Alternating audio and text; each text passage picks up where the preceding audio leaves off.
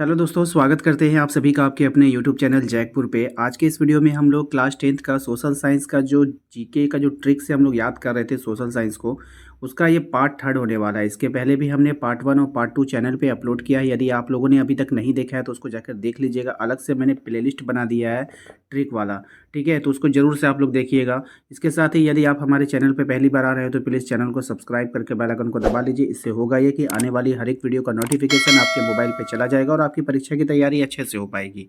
तो चलिए शुरू करते हैं क्वेश्चन नंबर 21 से। क्वेश्चन नंबर 21 में आपसे कह रहा है, यंग इटली और यंग यूरोप नामक दो भूमिगत संगठनों की स्थापना किसने किया था?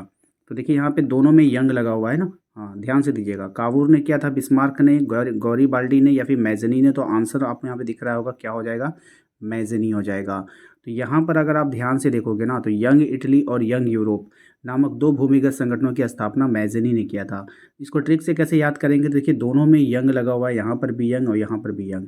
यंग का मतलब क्या होता है? यंग का मतलब होता है जवानी, जवान, नौजवान, ठीक है। तो जब ये जवानी होता है, नौजवान होते हैं, जो यंग होते हैं वो क्या करते हैं? मौज करते हैं। क्या करते हैं? मौज करते हैं, यानी उनकी मौज करने की उम्र होती है ना। तो मौज करते हैं, मौज से क्या हो जाएगा? मैजनी। इस तरह से आपको याद रखना है। अगला सवाल देखिए क्या है हमारा। क्वेश्चन नंबर 22 में आपसे कहा जा रहा है कि वियना की संधि कब हुई थी?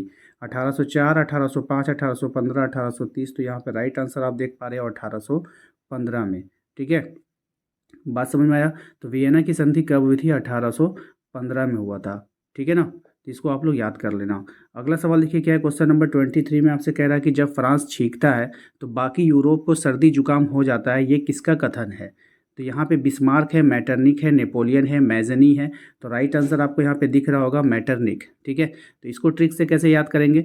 देखिए यहाँ पे आपसे क्या किया, जब फ्रांस छींकता है तो बाकी यूरोप को सर्दी जुकाम हो जाती है। तो एक समय हम लोगों में ऐसा था, जब कोरोना काल था तो लोग छींकने से डरते थे, है ना। लेकिन अब क्या हुआ? अब क्या हुआ? दवाई बन गई, सभी को दवाइयाँ पड़ गई। अब उसको कोई फ़र्क नहीं पड़ता, ठीक है ना। कोई छींके, अब किसी को सर्दी जुकाम हो जाए, अब कोई मैटर नहीं करता है। अब कोई मैटर नहीं करता है, ठीक है ना। कोई दिक्कत नहीं है, कोई मैटर नहीं करता है। इस तरह से आपको अपने आप को समझाना है और एक दो बार बोलिएगा तो आपको याद हो जाएगा, ठीक है।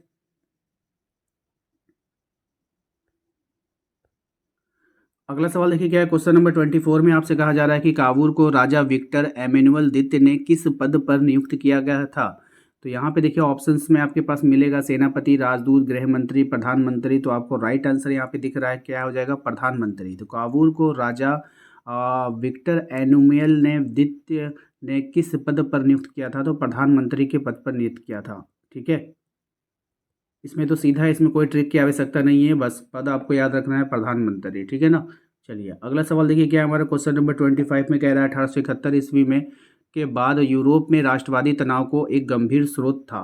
कौन था? तो बाल्कन क्षेत्र, ठीक है।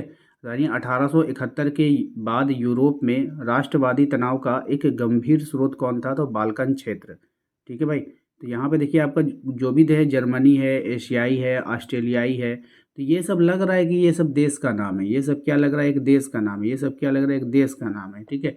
लेकिन बाल्कन प्रदेश भी कोई देश है, कोई जगह है। लेकिन ये जो आप देखिए एक नाम नहीं लग रहा है। यहाँ बाल्कन में बालक, बालक वर्ड छिपा हुआ है ना। तो जो बालक होते हैं ना, वो बहुत ही तीव्र बुद्धि के होते हैं, है ना। तो वो क्या करते हैं? वही तनाव को पैदा कर सकते हैं। बालक कहते हैं ना, कोई बालकों का कोई दिमाग नहीं होता है। बहुत बड़े लोग कहते हैं कि बालकों को घर में बंद करके रखो, कुछ हो गया तो उसको एकदम सेपरेट रखो, कहीं आने मत दो, कहीं जाने मत दो। क्यों? क्यों उनको, ये लोग सोचते हैं कि उनका जो है थोड़ा सा सोचने की क्षमता कम है। वो क्या कर सकते हैं? वो तनाव पैदा कर सकते हैं, जो एक गंभीर समस्या बन सकता है, ठीक है। तो इसलिए बाल्कन प्रदेश यानी बाल्कन क्षेत्र। अगला सवाल देखिए क्या है हमारा। क्वेश्चन नंबर 26 में कवियों और कलाकारों ने यूरोपीय सभ्यता का पालन किस देश को बताया है? यूनान को, फ्रांस को, रूस को, इंग्लैंड को। तो यहाँ पे आप आंसर देख पा रहे हो, यहाँ पे क्या हो जाएगा? आंसर यूनान हो जाएगा। तो कवियों और कलाकारों ने यूरोपीय सभ्यता का पालन किस देश को बताया? यूनान को बताया था। अब देखिए यहाँ पे ट्रिक से याद करेंगे। अगर मान के चलिए यहाँ पे दो चीज़ों का नाम लिया गया है, ये पहला नाम लिया गया है कवि का, दूसरा नाम लिया गया है कलाकार का। तो आप कवि बन सकते हो, आप कलाकार बन सकते हो।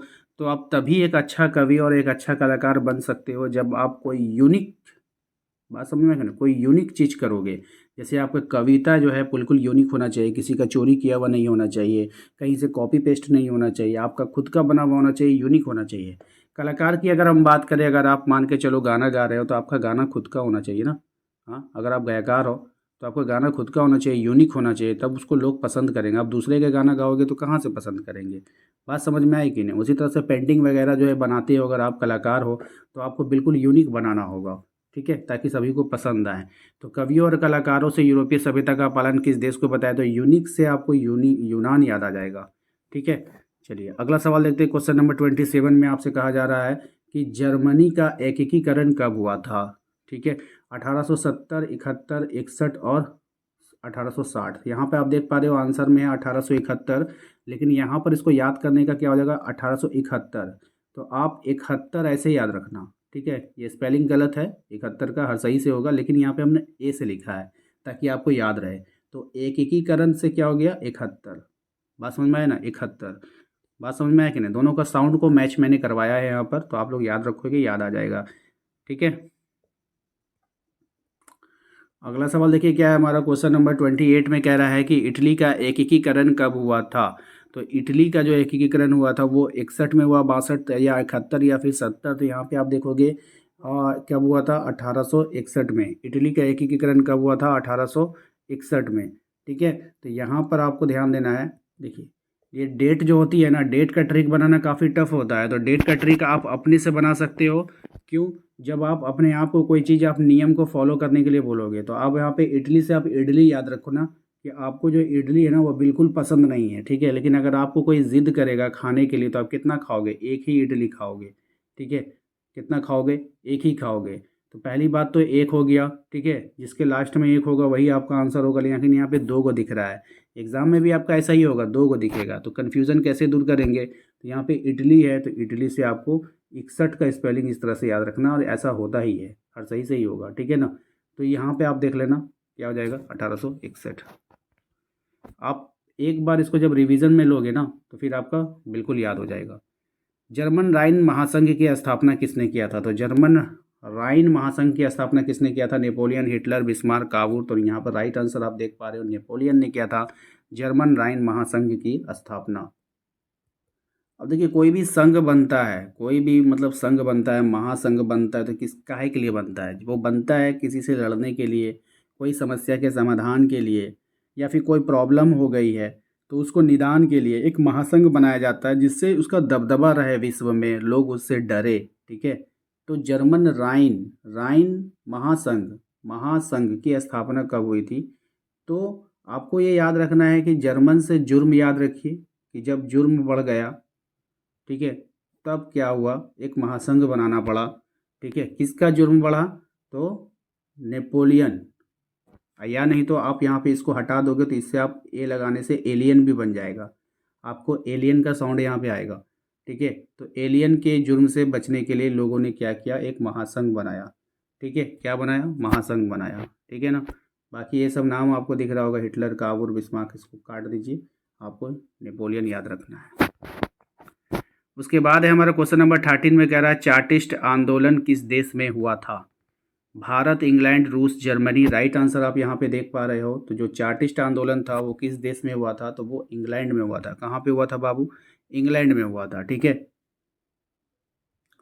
तो चलिए आते हैं इसके ट्रिक पर। ट्रिक यहाँ पे आप लगा सकते हो कि जैसे कि चार्टिस्ट है तो चार्टिस्ट से आपको आर्टिस्ट याद रखना है। चार्टिस्ट से क्या याद रखेंगे, आर्टिस्ट याद रखेंगे। कि जो आर्टिस्ट जो होते हैं ना, आर्टिस्ट लोग आंदोलन कब करेंगे, जब उनकी कोई बात नहीं सुनेगा, जब उनकी कोई बात नहीं सुनेगा उसको लोग इग्नोर करेंगे। इंग्लैंड से क्या हो जाएगा, इग्नोर। इंग्लैंड से क्या हो जाएगा, इग्नोर, ठीक है। इसको इग्नोर बना लीजिए, ठीक है। तो आर्टिस्ट लोग क्या आंदोलन कब करेंगे, जब कुछ को इग्नोर करेगा। कोई अच्छा गा रहा है उस पर ध्यान ही नहीं दे रहा है, कोई अच्छा पेंटिंग कर रहा है उस पर ध्यान ही नहीं दे रहा है, कोई अच्छा डांस करता है उस पर कोई ध्यान ही नहीं देता है, कोई अच्छा मतलब कि कुछ भी कर सकता है, कुछ के अंदर बहुत अच्छा क्वालिटी है लेकिन उस पर कोई ध्यान नहीं देगा, तो सभी आर्टिस्ट लोग क्या करेंगे, फिर आंदोलन कर देंगे मिल करके, ठीक है। तो क्या हो जाएगा, इग्नोर, यानी इंग्लैंड, ठीक है। अगला सवाल है हमारा, सामाजिक उपबंध नामक पुस्तक का लेखक कौन है। तो रूसो। सामाजिक उपबंध नामक पुस्तक का लेखक कौन है, रूसो है, ठीक है।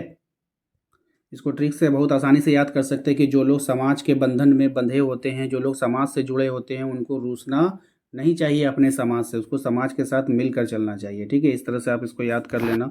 शुल्क संघ जोल्वेराइन की स्थापना किस पहल पर की गई थी? तो परसा की पहल पर की गई थी, याद रखना है सभी को। तो शुल्क संघ जोल्वेराइन जो थी उसकी स्थापना किसकी पहल पर की गई थी? तो परसा की पहल पर किया गया था।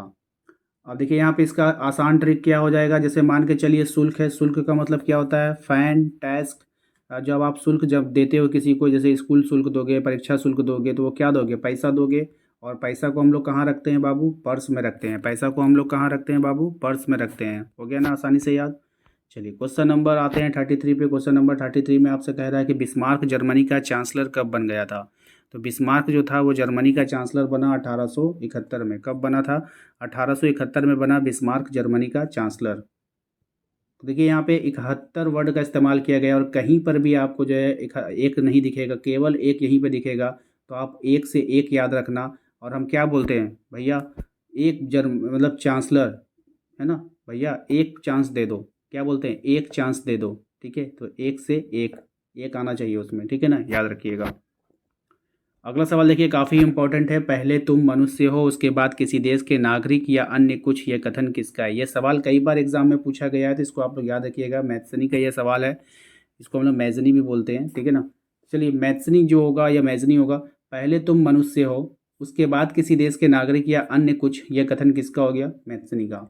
ठीक है, तो हमारा जो ट्रिक है ना, उस ट्रिक में आप इसको मैथ्सनी ही बोल सकते हो। मैजनी बोलोगे तो याद नहीं होगा। ठीक है ना, मैथ्सनी ही बोलना हो, जो स्पेलिंग हो वही बोलना है। ठीक है, तब आपको याद हो जाएगा। कैसे याद होगा? देखिए, पहले तुम मनुष्य हो और उसके बाद किसी देश के नागरिक या अन्य कुछ। ठीक है, तुम मैथ्सनी मत सुनो, मैथ्सनी मत सुनो। ठीक है, देखिए, मैथ्सनी मत सुनो, मैथ्सनी मत सुनो, तुम मत सुनो, तुम किसी की मत सुनो। क्योंकि पहले तुम क्या हो? मनुष्य हो, उसके बाद तुम किसी देश के नागरिक या अन्य कुछ। ठीक है, इससे आप ट्रिक से याद कर लीजिएगा। तो उम्मीद करते हैं आप लोगों को आज का ये वीडियो पसंद आया होगा। वीडियो पसंद आया तो वीडियो को लाइक करके चैनल को सब्सक्राइब कर लीजिए, बेल आइकन को दबा लीजिए, ताकि आने वाली हर एक वीडियो का नोटिफिकेशन आपके मोबाइल पे चला जाए। मिलते हैं।